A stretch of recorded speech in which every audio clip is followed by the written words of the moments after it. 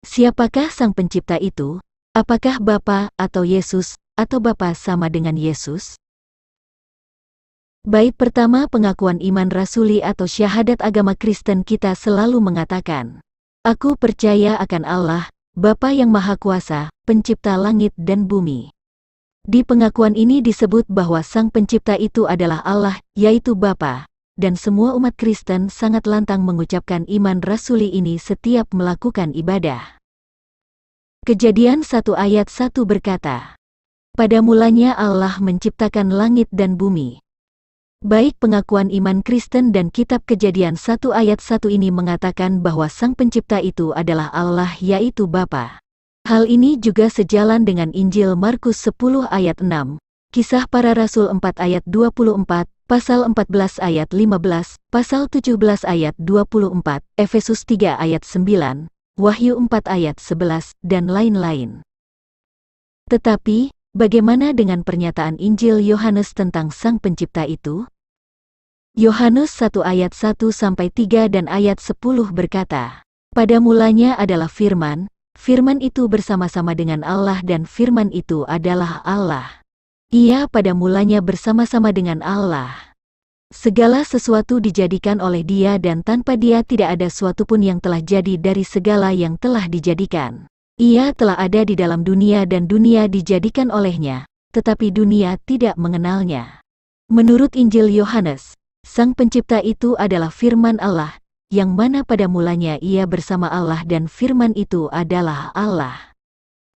Sedangkan di ayat lain dikatakan bahwa yang menjadikan segala sesuatu adalah Yesus Kristus. 1 Korintus 8 ayat 6b, "Dan satu Tuhan saja, yaitu Yesus Kristus, yang olehnya segala sesuatu telah dijadikan dan yang karena Dia kita hidup."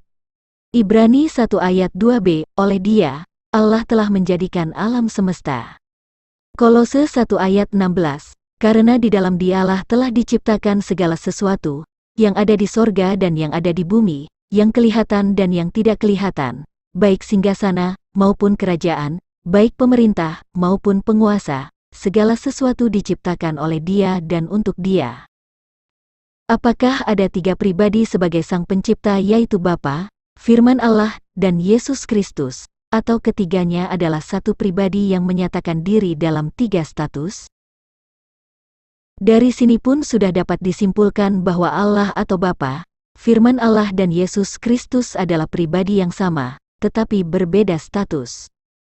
Yang mana Allah adalah keberadaannya, dan Firman Allah adalah pekerjanya, yaitu yang melakukan kehendak Allah, sedangkan Yesus adalah namanya ketika datang ke dunia sebagai juru selamat manusia. Apakah Anda setuju dengan kesimpulan saya ini? Siapakah nama Allah? Supaya jelas dulu tentang Allah dan Bapa, di sini saya akan menjelaskan bahwa yang disebut Allah adalah Bapa, atau yang disebut Bapa adalah Allah dasarnya. 1 Korintus 8 ayat 6a, "Namun bagi kita hanya ada satu Allah saja, yaitu Bapa, yang daripadanya berasal segala sesuatu dan yang untuk Dia kita hidup."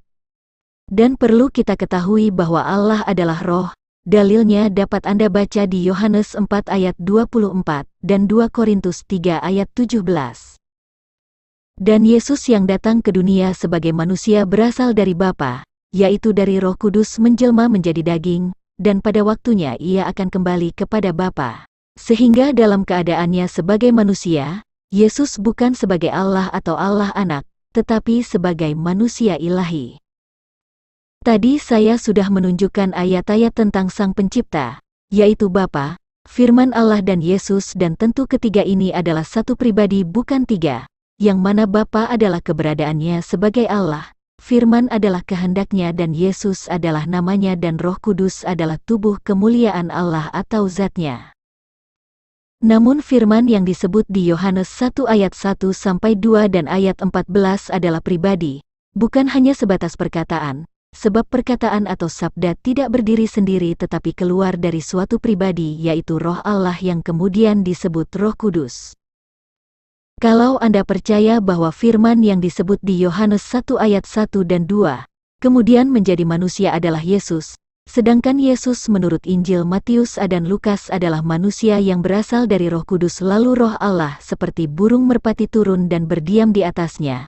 Maka firman yang telah menjadi manusia itu adalah Yesus yang berasal dari Roh Kudus yang kemudian Roh Allah bersemayam di dalamnya.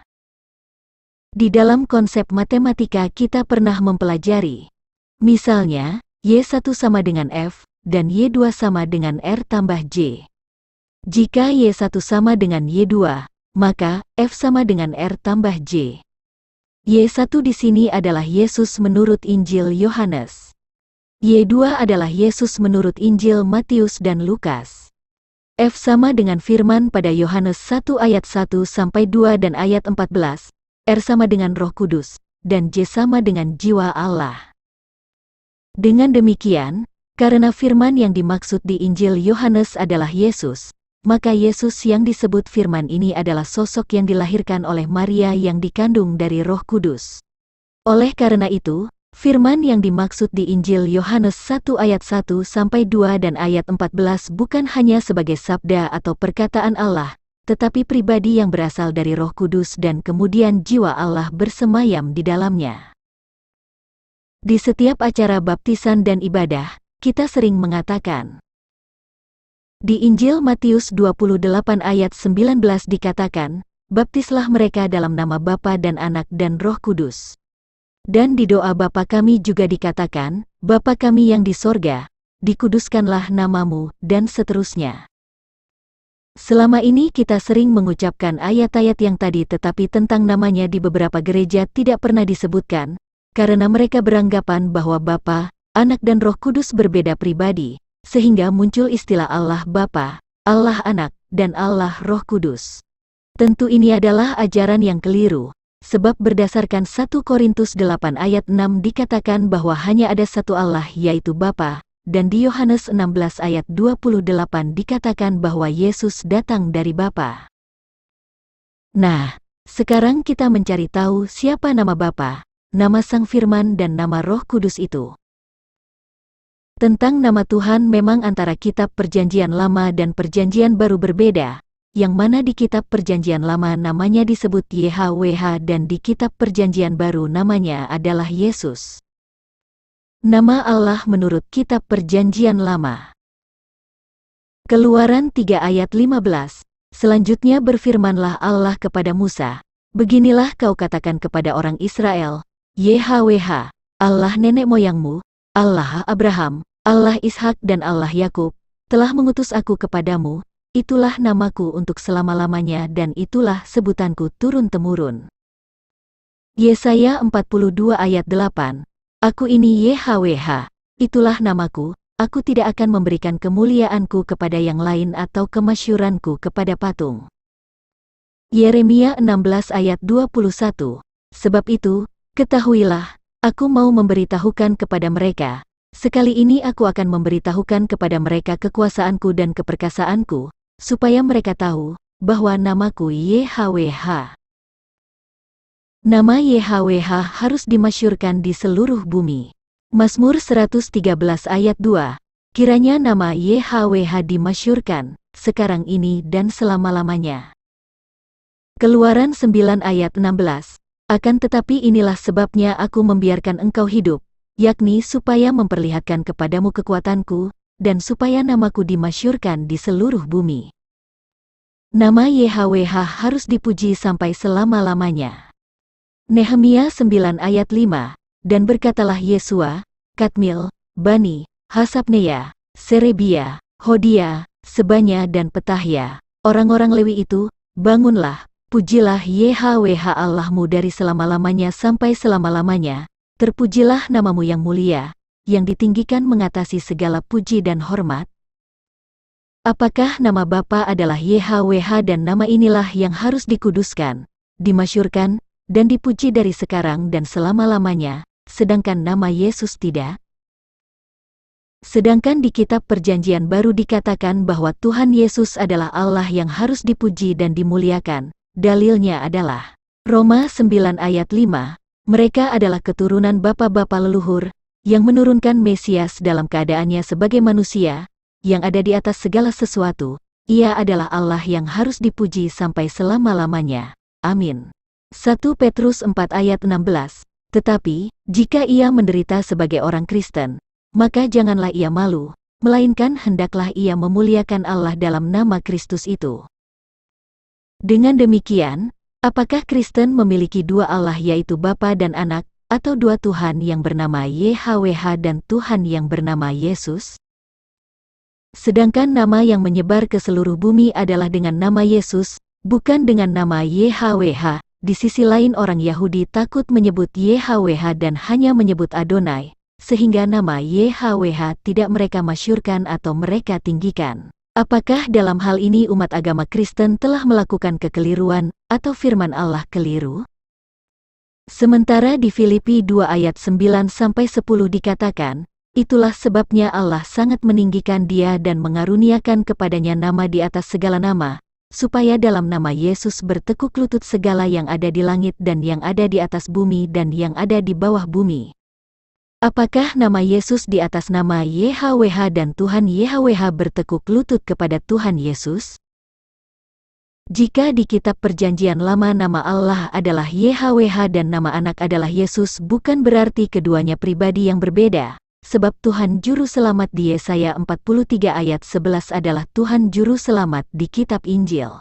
Tuhan Juru Selamat hanya ada satu, dan Yesus adalah nama YHWH setelah penggenapan. Bagaimana hubungan antara nama YHWH dengan nama Yesus? Nama YHWH. Nama YHWH sebenarnya hanya terdiri dari huruf mati atau tidak mengandung huruf hidup, sehingga lafal yang sebenarnya untuk YHWH ini tidak diketahui, dan umat Israel pun ketika membaca nama ini, mereka akan menyebut Adonai yang artinya Tuhan. Sehingga nama YHWH ini lebih tepat disebut sebagai inisial nama atau singkatan dari sebuah kalimat. Di Injil Lukas 24 ayat 44 dikatakan, Yesus berkata kepada mereka, "Inilah perkataanku, yang telah kukatakan kepadamu ketika aku masih bersama-sama dengan kamu, yakni bahwa harus digenapi semua yang ada tertulis tentang aku dalam kitab Taurat Musa dan kitab Nabi-Nabi dan kitab Mazmur." Ketika Yesus disalib, tentara Romawi memasang tulisan pada tiang salib dalam Yunani atau Latin, yang sering kita dengar dengan INRI, seperti yang diterangkan di dalam Injil. Dan Pilatus menyuruh memasang juga tulisan di atas kayu salib itu, bunyinya, Yesus, orang Nazaret, Raja orang Yahudi, Yohanes 19 ayat 19. Yesus, orang Nazaret, Raja orang Yahudi dalam bahasa Latin disebut Iesus Nazarenus, Rex Idaorum yang disingkat dengan INRI. Dalam bahasa Ibrani disebut Yeshua HaNazareu Melech HaYehudim, yang disingkat dengan YHWH. Oleh karena itu, nama YHWH ini adalah petunjuk akan penyaliban Yesus orang Nazaret Raja orang Yahudi di tiang salib dengan kedua tangan dan kaki dipaku. Dengan demikian, arti nama YHWH itu adalah Yesus orang Nazaret, Raja orang Yahudi dipaku di tiang salib. Akan tetapi nama YHWH sering dilafalkan dengan Yahweh atau Yehovah sehingga makna nama YHWH menjadi tidak jelas, padahal di Keluaran 20 ayat 7 telah diperintahkan supaya jangan menyebut nama YHWH dengan sembarangan. Di dalam video saya sudah banyak saya jelaskan bahwa menurut Injil Yohanes, nama Bapa, Anak, dan Roh Kudus adalah Yesus, karena ketiganya adalah satu pribadi dan inilah yang disebut Tritunggal Allah yang sesungguhnya. Rasul Yohanes mencatat bahwa nama Yesus adalah nama Bapa yang diberikan kepada Anak. Aku telah menyatakan namamu kepada semua orang, yang engkau berikan kepadaku dari dunia. Yohanes 17 ayat 6. Peliharalah mereka dalam namamu, yaitu namamu yang telah engkau berikan kepadaku, supaya mereka menjadi satu sama seperti kita. Yohanes 17 ayat 11. Aku memelihara mereka dalam namamu, yaitu namamu yang telah engkau berikan kepadaku. Yohanes 17 ayat 12. Dan berdasarkan Yohanes 14 ayat 26, nama Roh Kudus adalah Yesus. Tetapi penghibur, yaitu Roh Kudus, yang akan diutus oleh Bapa dalam namaku, Dialah yang akan mengajarkan segala sesuatu kepadamu dan akan mengingatkan kamu akan semua yang telah kukatakan kepadamu. Yohanes 14 ayat 26. Jadi sangat jelas bahwa nama Yesus adalah nama Bapa yang diberikan kepada Anak dan Roh Kudus. Sedangkan dengan nama YHWH adalah petunjuk bahwa Yesus orang Nazaret Raja orang Yahudi akan dipaku di tiang salib. Oleh karena itu mereka yang menolak nama Bapa dan Roh Kudus adalah Yesus bertentangan dengan firman Tuhan, karena tidak didasarkan kepada keseluruhan isi Alkitab. Di kitab Perjanjian Lama pun sebenarnya sudah ada pemberitahuan jika Mesias yang akan datang adalah Tuhan YHWH sendiri, sehingga Tuhan YHWH sama dengan Tuhan Yesus, dalilnya antara lain. Di kitab Keluaran 24 ayat 8 dikatakan bahwa darah perjanjian dilakukan oleh YHWH, tetapi digenapi dalam nama Yesus. Dan di Yesaya 43 ayat 11 dikatakan bahwa Tuhan YHWH adalah satu-satunya juru selamat dan ini digenapi dalam nama Yesus yang datang sebagai kurban keselamatan manusia. Di dalam kitab Perjanjian Lama pun Tuhan YHWH sudah mengatakan bahwa hambanya yang dijanjikan itu adalah dirinya sendiri. Tuhan YHWH berkata, "Aku tetap Dia." Di sini pribadi aku adalah Tuhan YHWH sendiri dan pribadi Dia adalah Sang Mesias yaitu Yesus.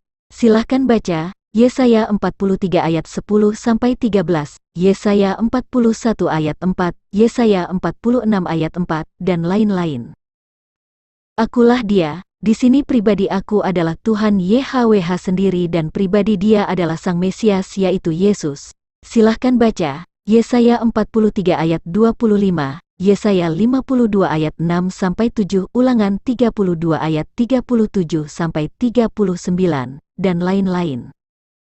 Aku yang terdahulu dan aku yang terkemudian. Yang terdahulu adalah dengan nama YHWH dan yang terkemudian adalah dengan nama Yesus. Silahkan baca Yesaya 41 ayat 4, Yesaya 44 ayat 6, Yesaya 48 ayat 12, dan lain-lain. Dan inilah yang dimaksud oleh Tuhan Yesus ketika Ia berkata, "Aku datang dari Bapa, aku keluar dan datang dari Allah. Aku dan Bapa adalah satu," yang artinya Ia adalah Tuhan YHWH itu sendiri. Yesus berkata, Yohanes 8 ayat 42, "Jikalau Allah adalah Bapamu, kamu akan mengasihi aku, sebab aku keluar dan datang dari Allah." Yohanes 16 ayat 28, "Aku datang dari Bapa dan aku datang ke dalam dunia. Aku meninggalkan dunia pula dan pergi kepada Bapa." Apakah Anda mengira ketika Yesus berkata, "Aku datang dari Bapa," maka ada dua pribadi di saat yang sama yaitu Bapa dan Yesus? Bukankah pengertian Bapa di situ adalah sumber atau asal-usul kedatangan Yesus? Misalnya, Poltak berkata, "Saya datang dari Medan." Bukankah dalam hal ini si Poltak telah berpindah dari Medan ke tempat dia saat berbicara sedangkan Medan hanya sebagai asal-usul tempat dia berada sebelumnya? Kemudian Yesus juga berkata, Yohanes 8 ayat 19, "Baik aku, maupun Bapa-Ku tidak kamu kenal, jikalau sekiranya kamu mengenal aku, kamu mengenal juga Bapa-Ku." Yohanes 14 ayat 7, "Sekiranya kamu mengenal aku, pasti kamu juga mengenal Bapa-Ku. Sekarang ini kamu mengenal Dia dan kamu telah melihat Dia." Yohanes 14 ayat 9, "Barang siapa telah melihat aku, ia telah melihat Bapa." Apakah Anda mengira ketika Yesus berkata, "Sekiranya kamu mengenal aku, pasti kamu juga mengenal Bapa-Ku. Barang siapa telah melihat aku, ia telah melihat Bapa," hanya sebuah kata-kata kiasan karena Yesus datang sebagai utusan Bapa sehingga Bapa dan Yesus adalah pribadi yang berbeda? Bagaimana dengan pernyataan Yesus berikut ini? Meminta kepada Bapa dalam nama Yesus. Silahkan baca Yohanes 15 ayat 16, Yohanes 16 ayat 23-26. Jika pribadi Yesus bukan pribadi Bapa, bukankah dalam hal ini Yesus telah merendahkan Bapa? Milik Bapa adalah milik Yesus. Silahkan baca Yohanes 16 ayat 15, Yohanes 17 ayat 10. Jika milik Yesus adalah milik Bapa masih hal yang wajar sebagaimana milik saya juga adalah milik Bapa. Tetapi di sini justru milik Bapa adalah milik Yesus. Bukankah dalam hal ini Bapa adalah Yesus itu sendiri? Dan sebelum Yesus naik ke sorga Ia berkata, "Semua telah diserahkan kepadaku oleh Bapa-Ku, Matius 11 ayat 27, Lukas 10 ayat 22. Kepadaku telah diberikan segala kuasa di sorga dan di bumi. Matius 28 ayat 18. Pertanyaan: jika Bapa sendiri dan Anak sendiri, ketika segala kuasa dari Bapa telah diberikan kepada Anak, apakah dalam hal ini Bapa turun tahta atau pensiun? Atau, apakah ada dua Allah, yaitu Allah Bapa dan Allah Anak, yang berkuasa di bumi dan di sorga? Nah, jika ada yang mengajarkan bahwa Yesus bukan Bapa atau pribadi Yesus bukan pribadi Bapa, maka ajaran itu bukan dari Roh Kudus, tetapi ajaran dari roh antikristus.